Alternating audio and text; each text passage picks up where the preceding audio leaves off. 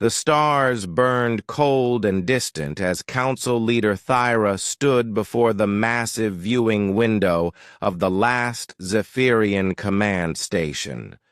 Her pale blue skin showed the stress lines that came from watching her people die, world by world. The Vorthak Empire had taken everything from them over the past 50 years, and now only this final refuge remained hidden in the outer rim of what was once Zephyrian space. Behind her, the council chamber buzzed with quiet conversations between the representatives of a dozen alien species who had fled to this place. The melody with their crystal bodies chimed softly in their musical language, while the fur-covered Bendari whispered in their growling tongue. All of them shared the same look of fear and desperation that Thyra saw in her own reflection. Commander Zenth approached her with heavy steps. Unlike most Zephyrians who preferred peaceful pursuits, Zenth had spent his life studying military history from other worlds. His knowledge made him valuable, but his warrior mindset made others uncomfortable. The scouts report 3 more Vorthak probe ships detected near the Helios system, he said in their flowing language. They are getting closer to finding us. Thyra closed her large silver eyes and felt the weight of billions of lives pressing down on her shoulders. The Zephyrian alliance had once been proud and strong, with colonies spanning 40 systems.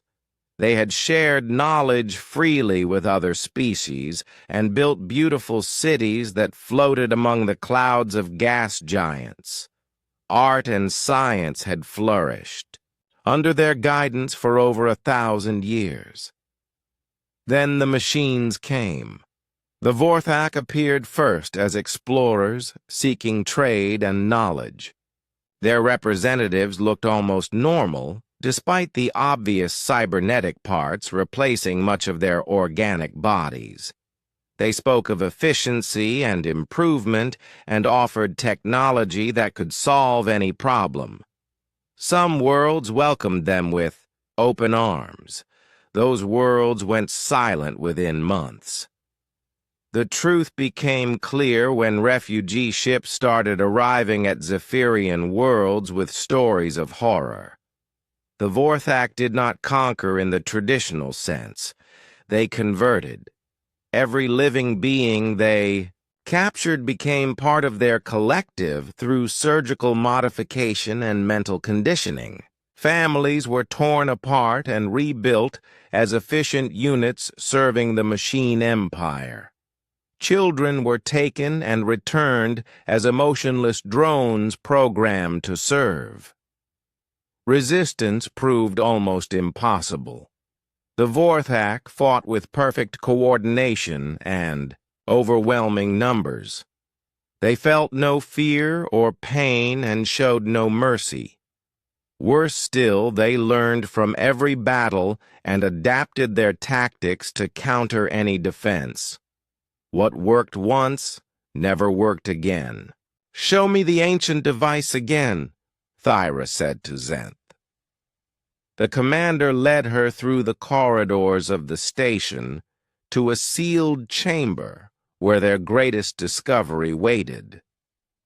3 months ago, while fleeing their homeworld of Zephyr Prime, a damaged transport had made an emergency landing on a dead planet. While making repairs, the crew had discovered ruins that predated any known civilization. The device sat in the center of the chamber, looking like a crystalline flower made of metals that seemed to shift color in the light. Ancient symbols covered its surface in patterns that hurt to look at directly. Their best scientists had spent weeks studying it before determining its purpose. "It is a distress beacon," said Dr. Kava as she approached from her monitoring station. The elderly scientist had been working without sleep for days trying to understand the device. But not like any we have seen before. This technology is older than our recorded history and far more advanced than anything we can build. Thyra reached out to touch the smooth surface of the device. It felt warm despite having no visible power source. "You are certain it can reach across the galaxy?" "The energy readings suggest it can broadcast beyond our galaxy if needed," Dr. Kava replied. "But there is a problem with the translation matrix. The language programming is damaged and we cannot fully repair it. Any message we send may not be understood correctly by whoever receives it." Zenth stepped closer and his expression grew grim. "The alternative is waiting here for the Vorthak to find us. At least this gives us hope of reaching someone who might help." The debate had raged for days among the council members. Some argued that using unknown technology was too dangerous. Others feared that any species advanced enough to help might be as dangerous as the Vorthak themselves. But with Vorthak's scouts drawing closer each day, the choice became clear. "Prepare the message," Thyra said finally. Dr. Kava activated her portable computer and began composing the distress call. "We need to explain our situation clearly. The Vorthak have consumed 47 star systems in our region. Billions of beings have been converted or killed. We are the last free survivors and we need immediate military assistance." The message took hours to craft as they tried to include all the necessary information while keeping it simple enough for the damaged translation system to handle. They described the Vorthak threat and their own peaceful nature. They explained their desperate situation and pleaded for any advanced civilization to come to their aid. When they finished, Dr. Kava fed the message into the ancient device. The crystal structure began to glow with inner light, and the symbols on its surface started moving like living things. Energy built up within the chamber until the air itself seemed to vibrate with power. "Broadcasting now," Dr. Kava announced. The device released its message in a burst of energy that made the entire station shake. The signal raced away from them faster than light itself, carrying their desperate plea across the vast emptiness between stars. Within moments it was gone, leaving only the fading glow of the crystal to show that anything had happened. "How long before we know if anyone received it?" Thyra asked. "If someone responds immediately, we might hear back within days," Dr. Kava replied. "But the signal will continue traveling for years, reaching more distant civilizations. We may have to wait much longer for help to arrive." 3 days passed with no response. The Zephyrians continued their preparations to evacuate to even more remote hiding places, while their scouts reported increasing Vorthak activity in nearby systems. Hope began to fade as the hours turned into days with only silence from the galaxy beyond. Then on the 4th day, everything changed. Lieutenant Commander Jake Morrison was completing a routine patrol of the outer solar system aboard the Earth, ship UES Defiant, when his communications officer picked up something unusual. "Sir, we are receiving a transmission on an unknown frequency," reported Petty Officer Lisa Barnes. "The signal is incredibly strong, but the origin point is beyond our sensor range." Jake moved to the communications station and studied the readings. The signal showed characteristics unlike anything in their databases. "Can you translate it?" he asked. "Working on it, sir," Lisa replied as her fingers moved across her console. "The computer is having trouble with the language, but it appears to be some kind of message from an alien source." The bridge crew exchanged glances. First contact with alien life had always been theoretical despite decades of searching. Now they might be witnessing the most important moment in human history. "Translation coming through now, sir," Lisa announced. Her face grew pale as she read the results. "Sir, you need to see this immediately." Jake read the translated message and felt his blood turn cold. According to their computers, the aliens were claiming to have conquered dozens of star systems and were demanding Earth's immediate surrender. They described having billions of converted soldiers under their command and warned that resistance would result in total destruction. "Get me Admiral Carter immediately," Jake ordered. "Priority Alpha transmission to Earth Command."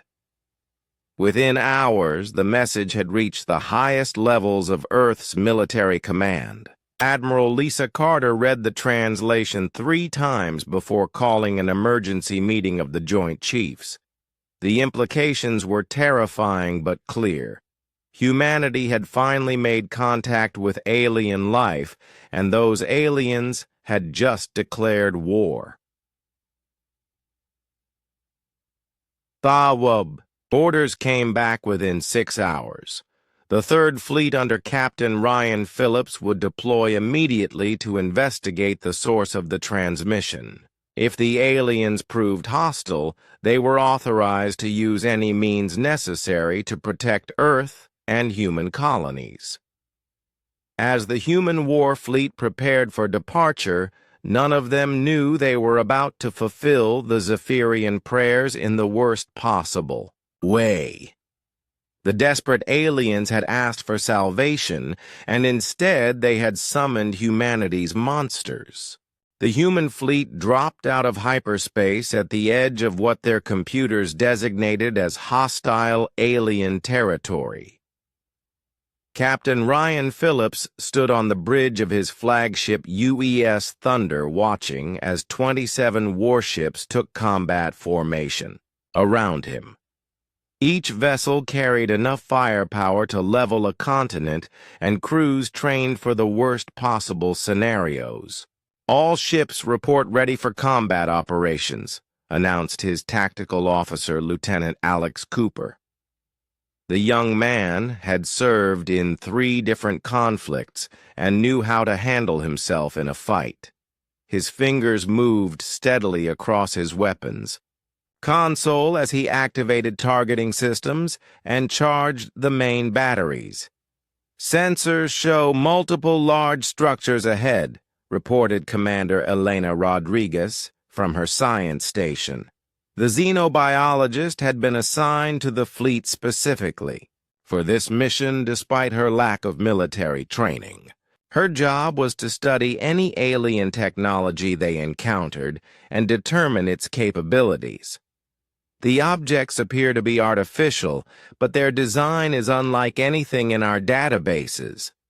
Captain Phillips studied the tactical display showing dozens of massive constructions scattered throughout the star system.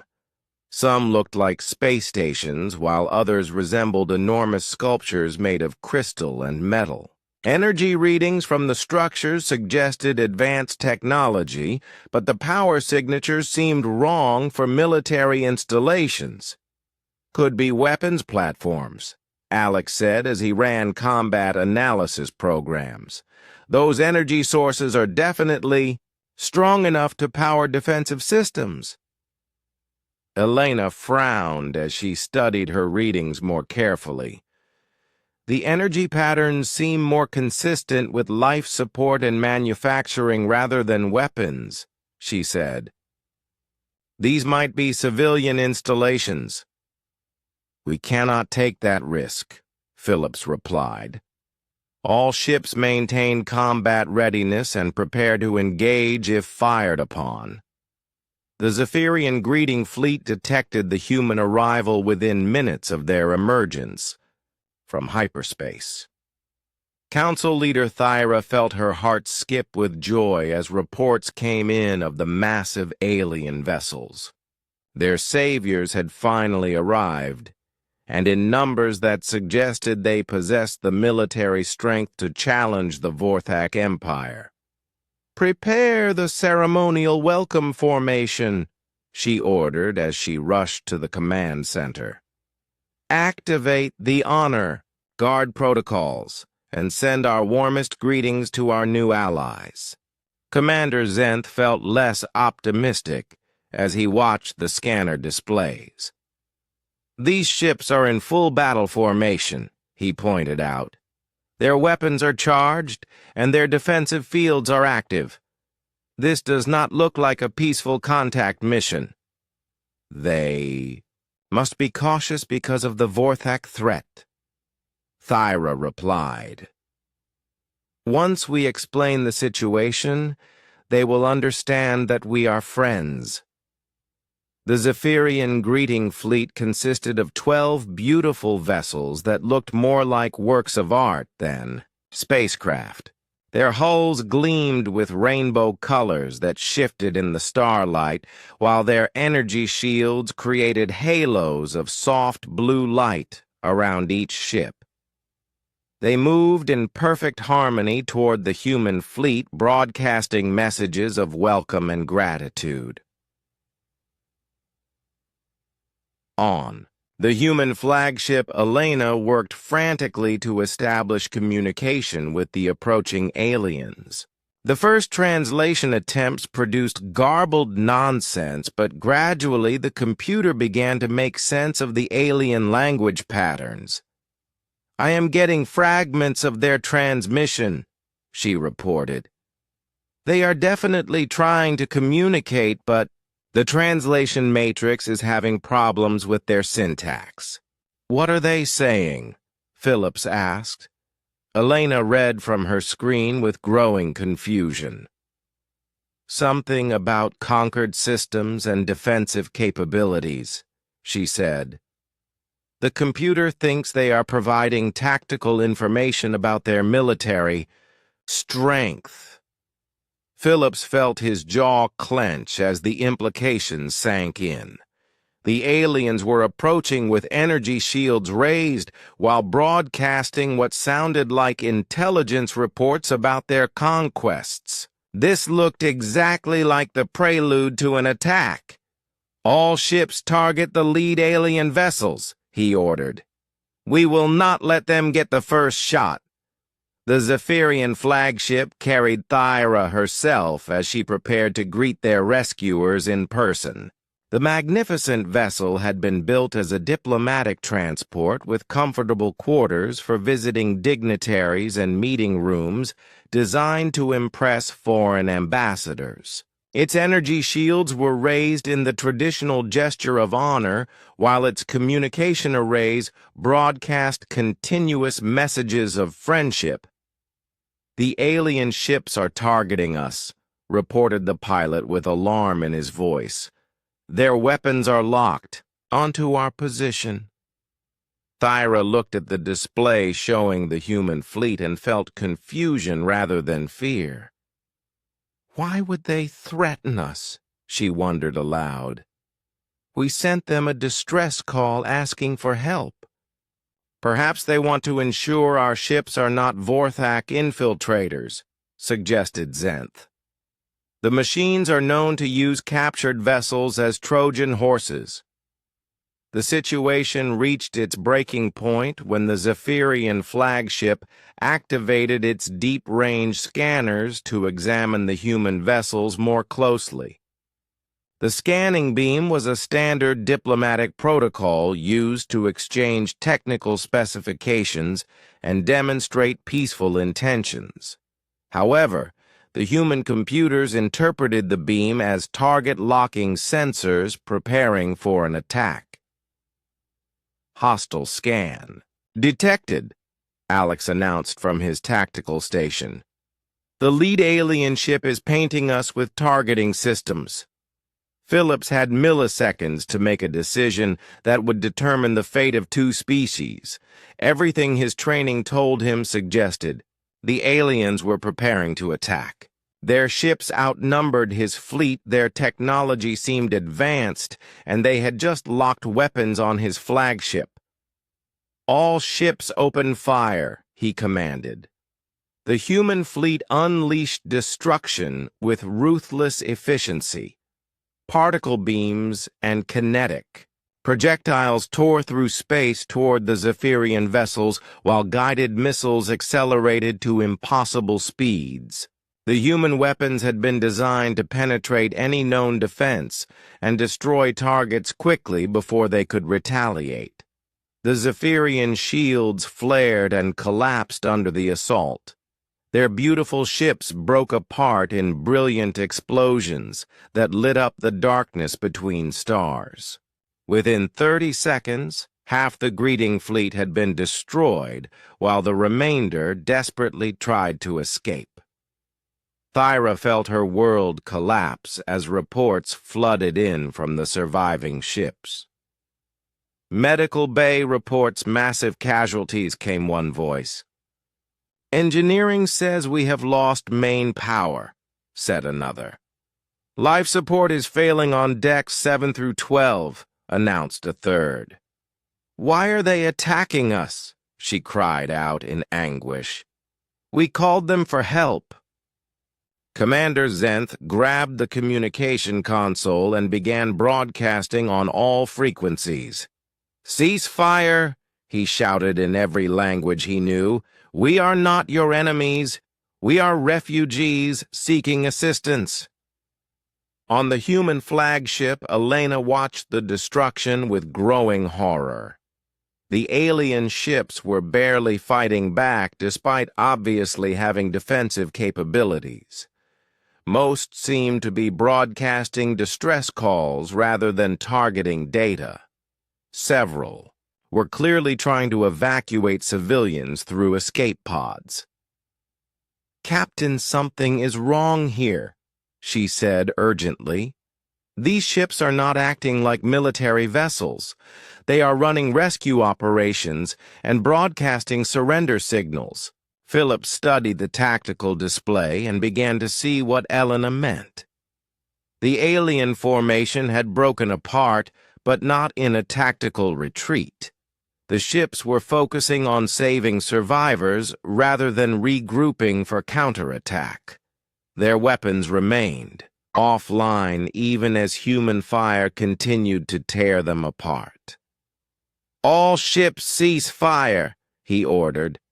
"Hold position but maintain targeting locks."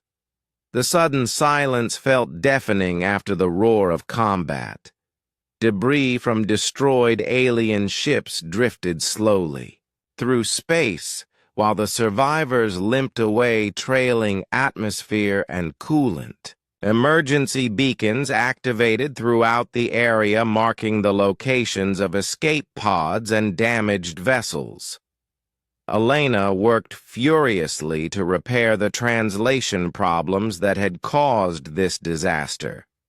The alien language was unlike anything she had studied, but gradually patterns began to emerge. She fed new linguistic data into the computer and waited as it processed thousands of alien words and phrases. "Translation matrix updated," her computer announced. "Reprocessing stored communications." The results made her blood run cold. The messages they had interpreted as threats and tactical data were actually pleas for help and descriptions of refugee populations. The conquered systems mentioned in their distress call were not alien conquests, but worlds that had fallen to some other enemy. The technical specifications they had broadcast were attempts to demonstrate their peaceful nature and need for protection. "Oh, God," Elena whispered as the full scope of their mistake became clear. "Captain, we just attacked refugees. They were not threatening us. They were asking for our help. Phillips felt the weight of command settle on his shoulders like a crushing burden. In 30 seconds of combat, his fleet had killed hundreds of innocent beings who had been seeking salvation. The aliens he had been sent to fight were not conquerors, but victims running from something even worse. "Open a channel to the surviving alien ships," he ordered, "and get me Admiral Carter immediately. She needs to know what we have done." As the human fleet tried to establish peaceful contact with the surviving Zephyrians, neither species realized that their tragic first meeting had just announced Earth's location to the galaxy's greatest threat. Hidden sensors aboard the destroyed alien ships had been transmitting tactical data about the human attack back to Vorthak intelligence networks. Commander Elena Rodriguez worked through the night trying to establish proper communication with the surviving Zephyrian ships. The translation errors that had caused the devastating attack were slowly being corrected as she fed more linguistic data into her computers. Each new breakthrough in understanding made the tragedy of their first contact even more heartbreaking. The surviving aliens had withdrawn to a safe distance, but continued broadcasting messages that her improved translation system now revealed. As desperate attempts to explain their peaceful intentions, they spoke of their dead with genuine grief and confusion about why their rescuers had turned into attackers.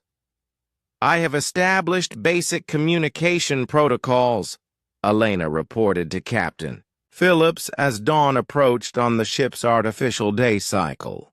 "The alien leader wants to speak with our commander. Her name is Thyra, and she appears to be some kind of government official." Phillips straightened his uniform and tried to prepare himself for what would likely be the most difficult conversation of his career. "Put her through to my ready room and make sure the translation system is working properly this time." The view screen activated to show the image of an alien being unlike anything humans had ever imagined. Thyra appeared humanoid, but with pale, blue skin marked by silver patterns that seemed to shift like liquid metal. Her large eyes held intelligence and sadness in equal measure, while her delicate features showed the strain of leadership during impossible times.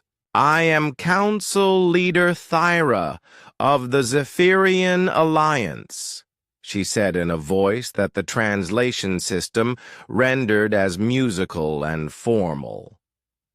"I do not understand why you attacked our greeting fleet when we called for your assistance."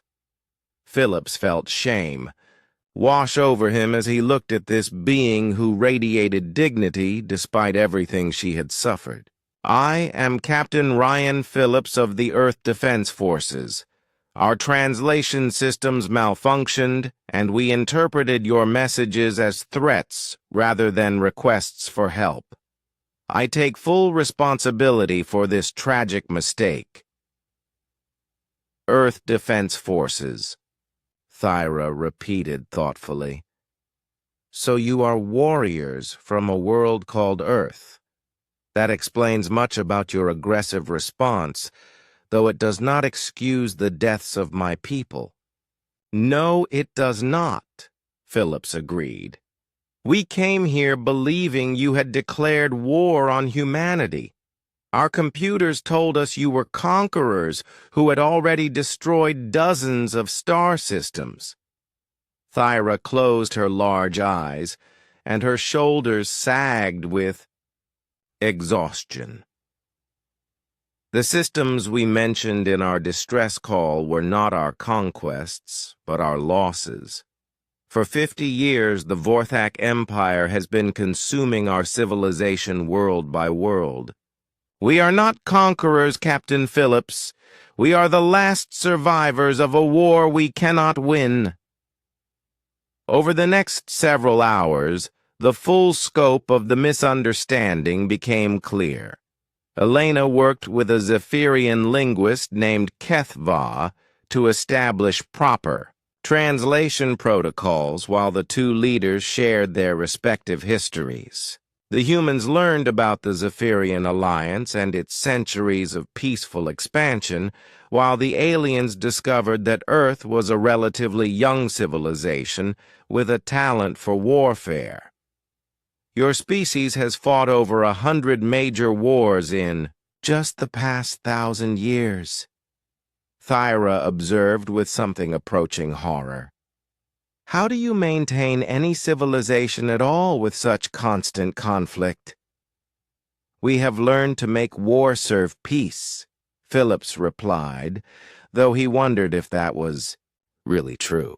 Our conflicts have taught us to defend what we value and protect those who cannot protect themselves.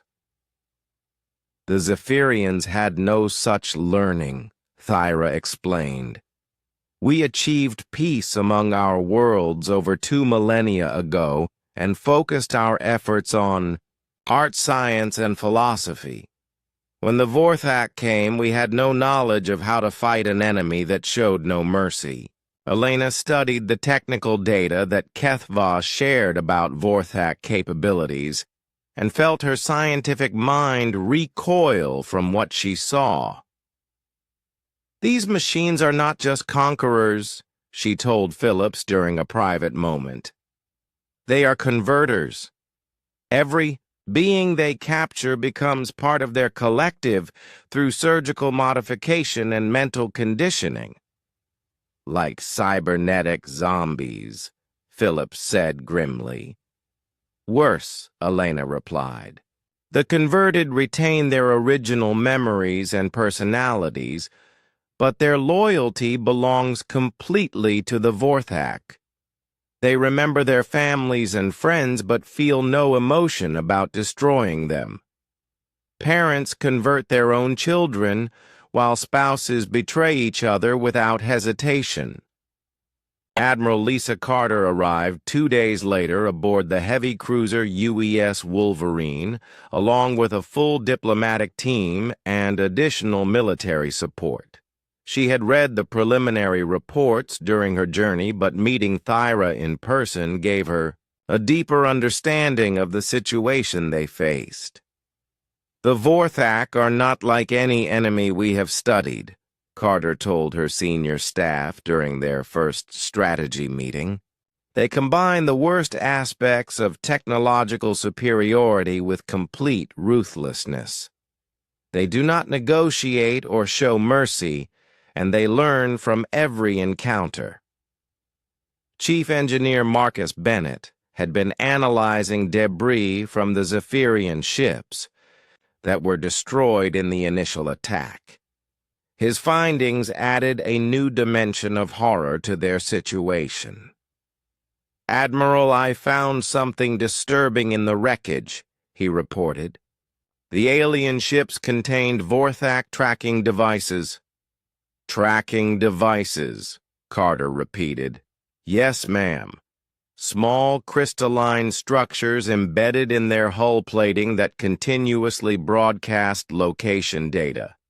The Zephyrians probably do not even know these devices exist, but they have been leading the Vorthak directly to every refuge they establish." Elena felt pieces of a terrible puzzle clicking into place. That means the Vorthak already know about our encounter with the Zephyrians. Our attack has announced Earth's presence to an enemy we are not prepared to fight. Carter studied the tactical reports about Vorthak capabilities and found them deeply troubling. The machines possessed technology that was decades ahead of human science, combined with manufacturing capabilities that could produce vast fleets in short periods. Their military doctrine emphasized overwhelming force applied with mathematical precision. "How long before they arrive?" she asked Thyra during their next meeting. Vorthak response times vary depending on strategic priorities, the Zephyrian leader replied. If they consider your fleet a minor threat, they may send a small force within days. If they view you as a significant danger, they will gather a major fleet which could take weeks to assemble. What determines how they classify threats? Carter asked.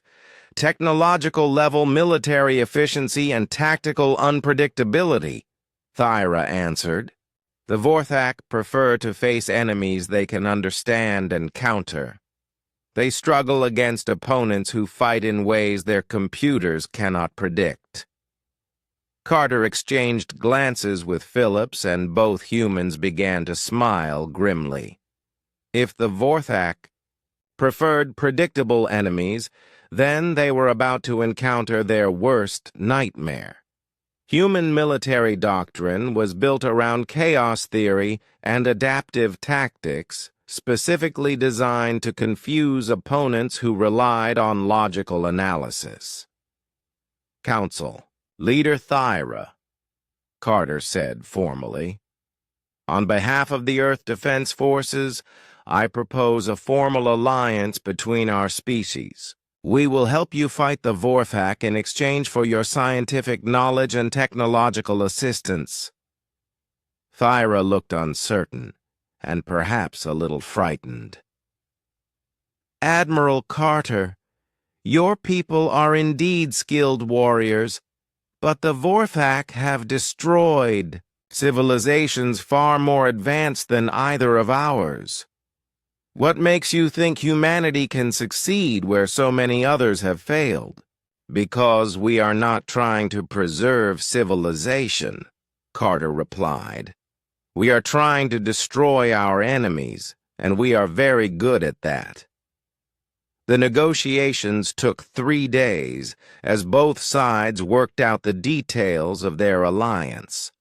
The Zephyrians would share their advanced energy technologies and scientific databases, while the humans provided military expertise and strategic planning. Joint command structures were established with human officers taking charge of combat operations, while Zephyrian scientists managed research and development. Elena found herself working closely with HFY to understand Vorthak technology and tactics. The more she learned, the more she realized how different this war would be from any conflict humanity had ever fought. The Vorthak do not think like biological beings, HFY explained as they studied intelligence reports.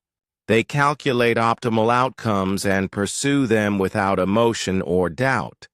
They do not fear death because they do not truly live. They do not feel pain because they have replaced biological sensation with mechanical efficiency. But they also cannot feel hope or inspiration, Elena pointed out. They cannot adapt their goals when circumstances change or sacrifice efficiency for strategic advantage. They are powerful, but they are not creative. Creativity will not protect you from their firepower, HFY warned. The Vorthak brought over 300 ships to destroy our last major colony. Your fleet has less than 30 vessels.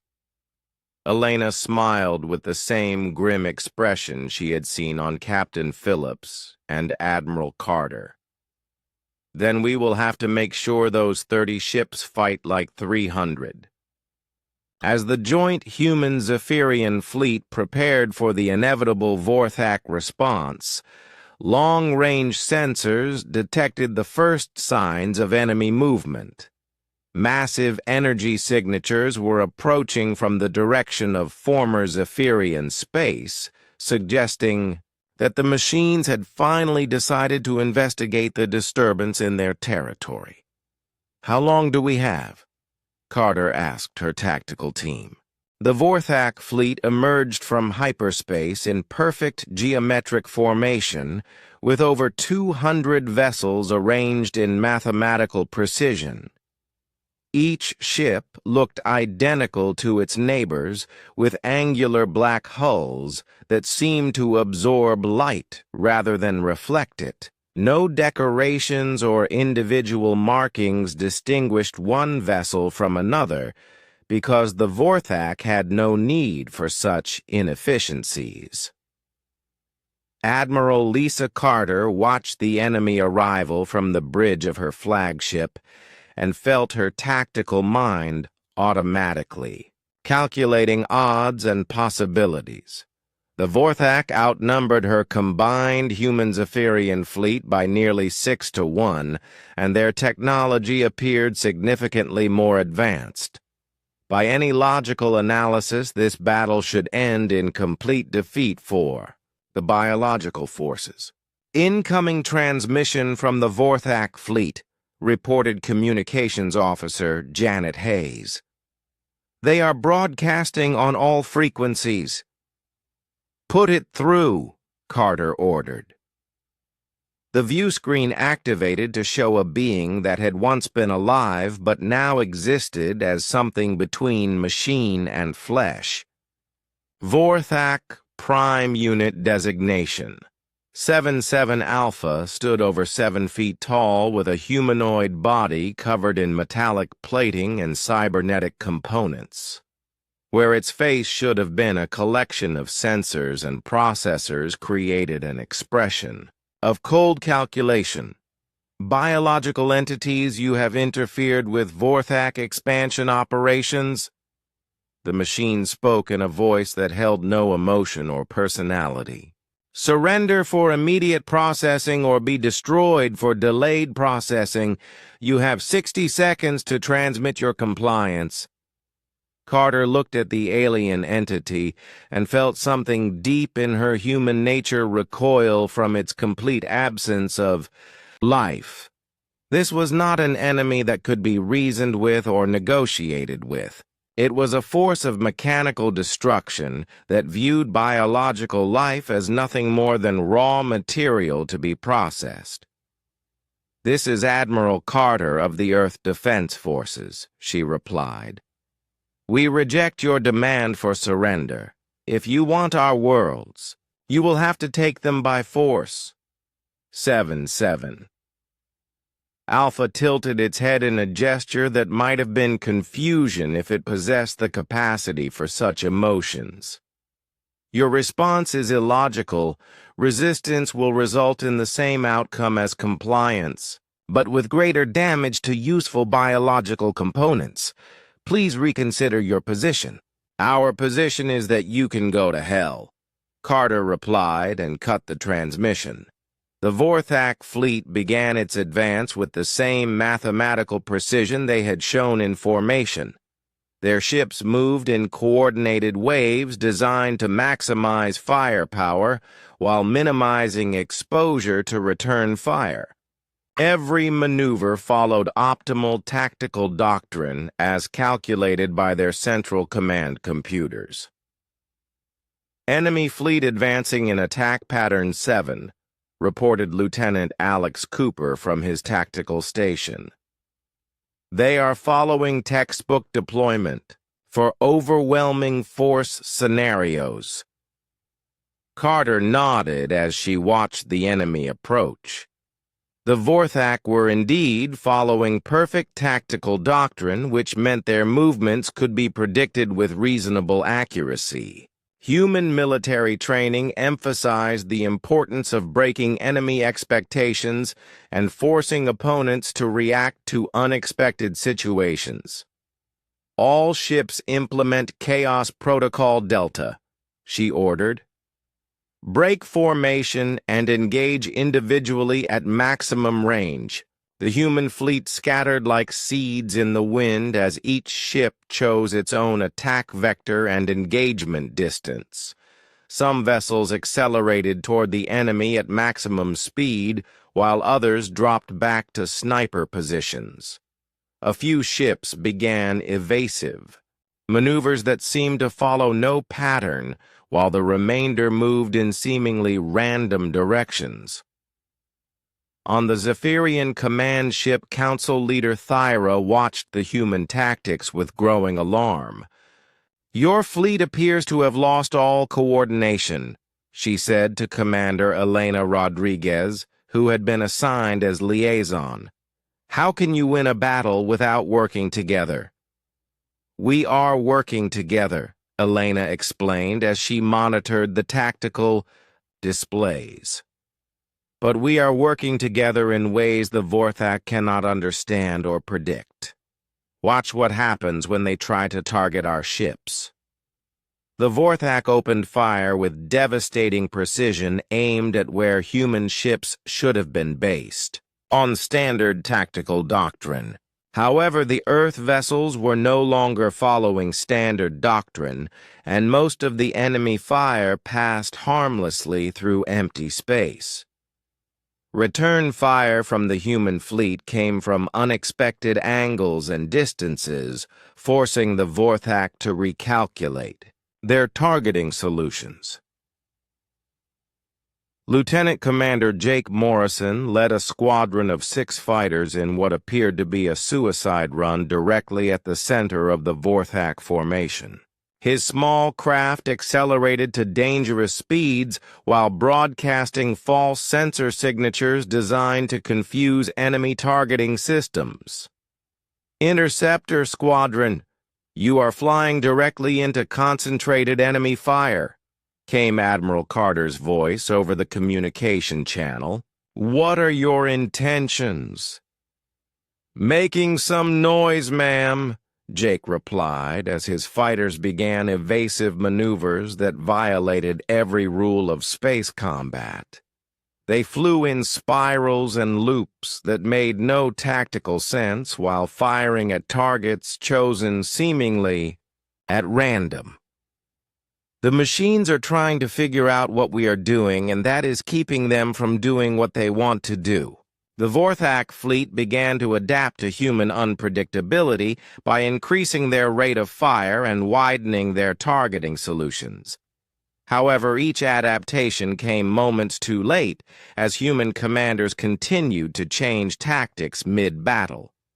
Captain Phillips coordinated a fleet action that appeared to follow no logical pattern, mixing retreats with advances and coordinated strikes with individual initiatives. Enemy vessels are operating outside acceptable tactical parameters. 7-7 Alpha reported to the Vorthak Command Network. Biological entities are exhibiting behavior patterns that do not conform to military efficiency standards. The battle raged for 3 hours as both fleets maneuvered through the star system, leaving trails of destruction in their wake. Vorthak. Ships exploded in brilliant flashes of light when human weapons found their targets, while Earth vessels died in nuclear fire when enemy beams penetrated their defenses. The space between the fleets filled with debris and the bodies of warriors from both sides. Commander Zenth found himself in command of a mixed squadron of human and Zephyrian vessels, after his original commander was killed in the first exchange of fire.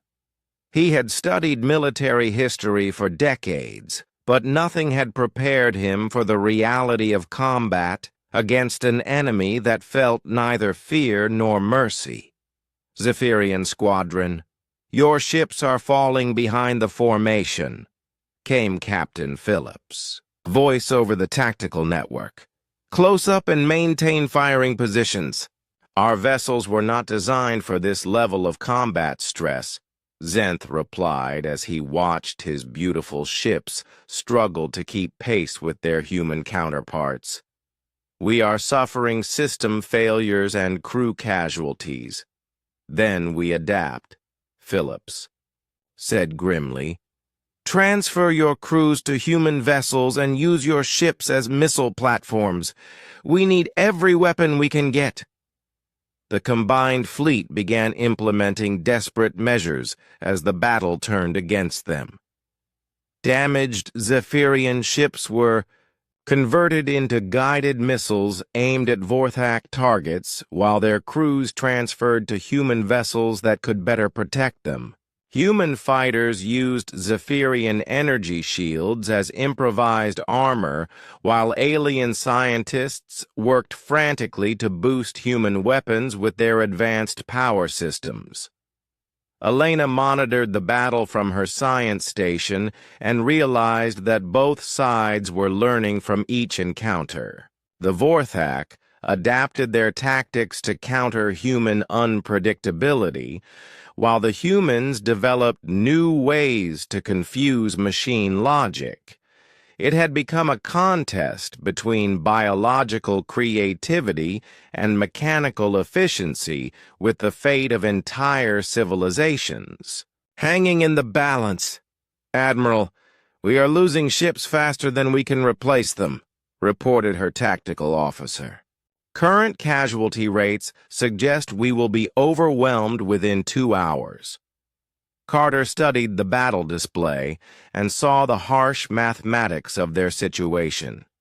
The Vorthak still outnumbered them by 3-1, and their superior technology was slowly winning despite human tactical advantages. Victory through conventional means appeared impossible. "All ships implement final protocol," she ordered. Authorization, Carter 77 Alpha. Throughout the fleet, human commanders received orders that made their blood run cold. Final protocol was the last resort option reserved for situations where defeat was certain and surrender was unacceptable. It meant abandoning all defensive measures and committing everything to one final assault regardless of casualties. "Ma'am, final protocol will result in the destruction of most of our fleet," warned her executive officer. "The alternative is the destruction of Earth and every human colony," Carter replied. "If we are going to die today, then we die taking as many of them with us as possible." The human fleet began its final charge toward the heart of the Vorthak formation. Ships already damaged beyond repair led the assault while their crews transmitted final messages to loved ones back on Earth. Weapons that had been held in reserve for emergencies opened fire at maximum power levels that would burn out their systems after a few shots. Jake Morrison found himself leading the attack as his fighter squadron dove toward the Vorthak command ship. His instruments showed enemy fire converging on his position from dozens of sources, but he maintained course even as his shields failed and his hull began to burn. "This is for everyone who never got the chance to fight back," he transmitted as his fighter broke apart around him. The aftermath of the battle left space around the Zephyrian refuge looking like a graveyard of civilizations. Debris from hundreds of ships drifted in slow orbits around the system's star, while rescue crews worked frantically to recover survivors from the wreckage. The combined human Zephyrian fleet had won their first engagement against the Vorthak Empire, but the cost of victory weighed heavily on everyone involved. Admiral Lisa Carter stood in the medical bay of her flagship, watching human and alien medics work side by side to save the wounded. The sight of Zephyrian healers using their advanced medical technology to treat human injuries while Earth doctors shared their trauma surgery techniques with alien physicians, gave her hope that their alliance might survive the challenges ahead. "Casualty reports are complete, ma'am," reported her aide, Commander Janet Hayes. "We lost 18 ships and 3,200 personnel during the engagement. The Zephyrians suffered even heavier losses with 24 vessels destroyed and over 5,000 casualties." Carter closed her eyes and felt the weight of every lost life pressing down on her shoulders.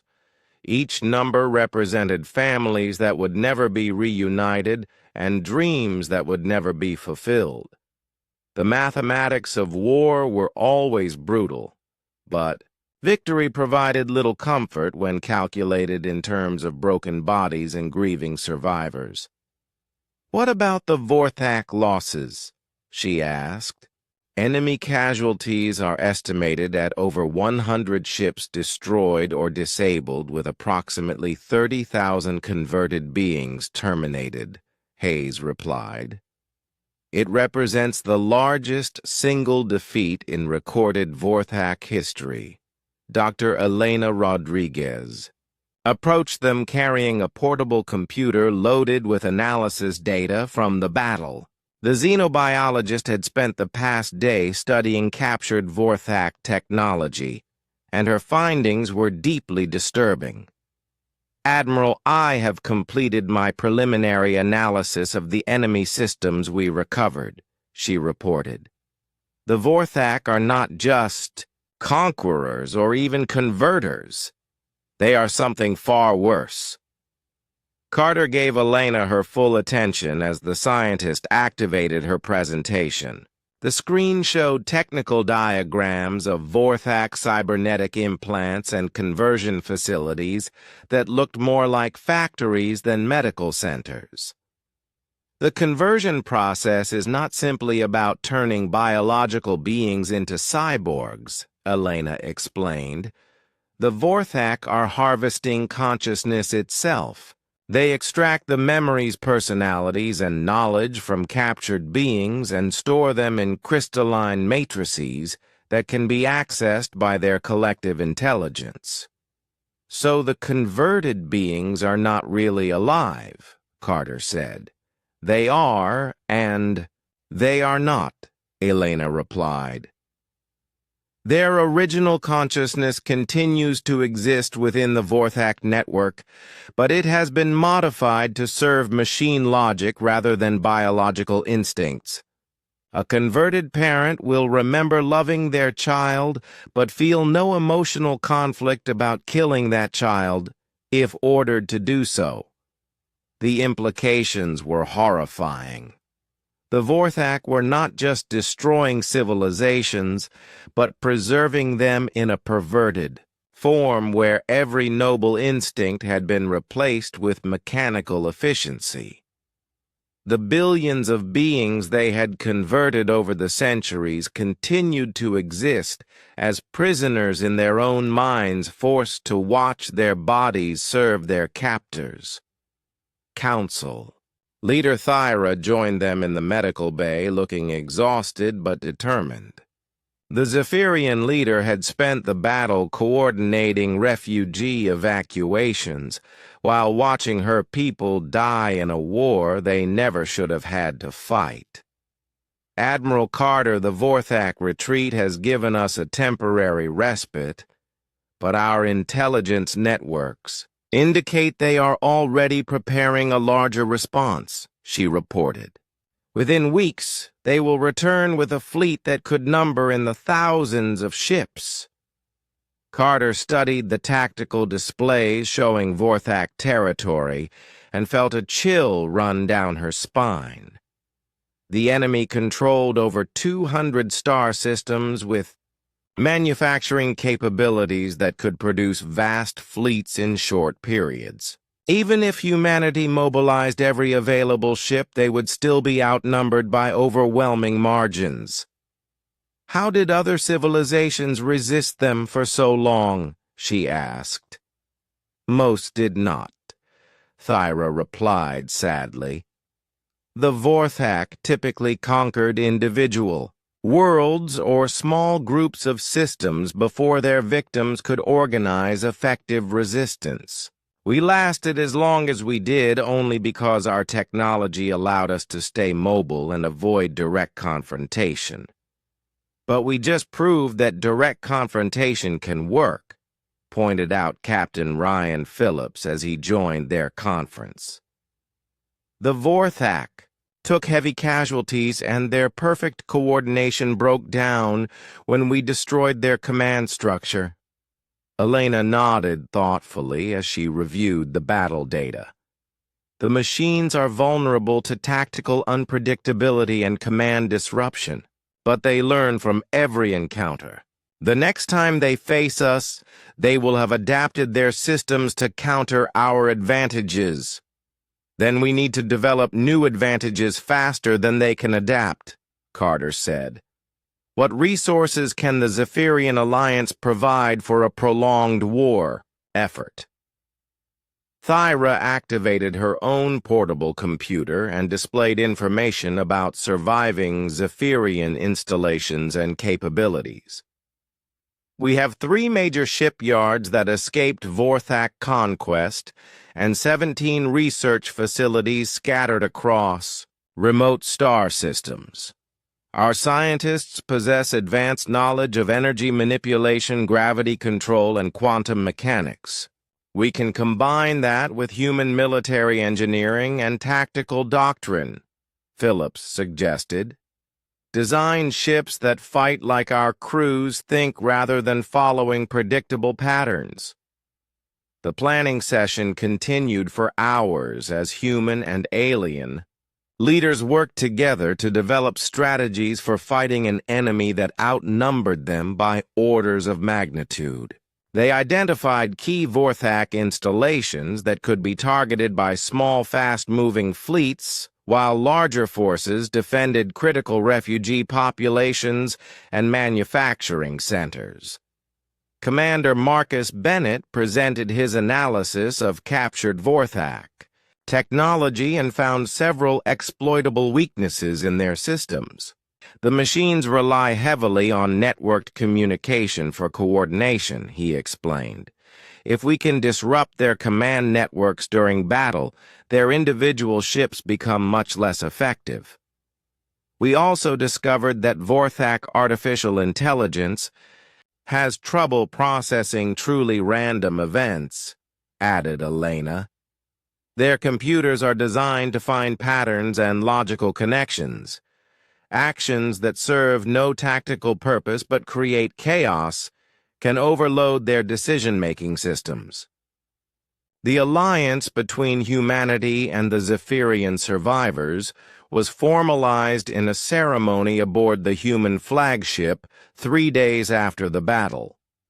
Representatives from both species signed agreements that committed them to shared defense and mutual support in the war against the Vorthak Empire. This alliance represents more than just military cooperation, Thera said during her speech to the assembled crews. It is a declaration that biological life has the right to exist free from mechanical tyranny. We may come from different worlds and different philosophies, but we share the belief that consciousness should not be enslaved to serve machine logic. Admiral Carter responded with her own address that acknowledged the difficult road ahead. The Vorthak have had centuries to perfect their methods of conquest and conversion. They control resources that dwarf our combined capabilities, and they possess technology that surpasses our current understanding. But they have never faced an enemy that fights like humanity fights. What makes human warfare so different? Asked Zenth, who had been promoted to overall commander of Zephyrian military forces. We embrace chaos as a weapon, Carter explained. Other species try to minimize casualties and preserve their civilizations even during wartime. Humans are willing to sacrifice everything, including our own lives, to deny victory to our enemies. The Vorthak calculate optimal outcomes, but they cannot calculate what happens when their opponents choose deliberately suboptimal strategies. The first joint human-Zephyrian warships began rolling out of Allied shipyards within weeks of the battle. These vessels combined human weapons and armor with alien energy systems and defensive technologies. More importantly, they were designed to operate independently without relying on centralized command structures that the Vorthak could target and disrupt. Elena worked closely with Zephyrian scientists to develop new weapons specifically designed to counter Vorthak advantages. Their research produced energy disruptors that could interfere with machine networks and quantum torpedoes that could penetrate even the strongest defensive barriers. Long-range reconnaissance detected massive Vorthak fleet movements in distant systems as the machines prepared their response to the biological alliance. Intelligence estimates suggested they were assembling the largest force in their recorded history, with over 5,000 ships drawn from across their empire. "They are taking us seriously now," observed Captain Phillips during a strategy meeting. "The question is whether we can survive their serious attention?" "Survival is not the objective," Carter replied. "The objective is making them pay such a high price for every system they take that other biological civilizations will have time to organize and resist. We may not live to see final victory, but we can ensure that the war continues after we are gone." The Zephyrians found human military philosophy both inspiring and terrifying. Their peaceful nature recoiled from concepts like acceptable losses and strategic sacrifice, but they began to understand that survival sometimes required embracing uncomfortable truths about the nature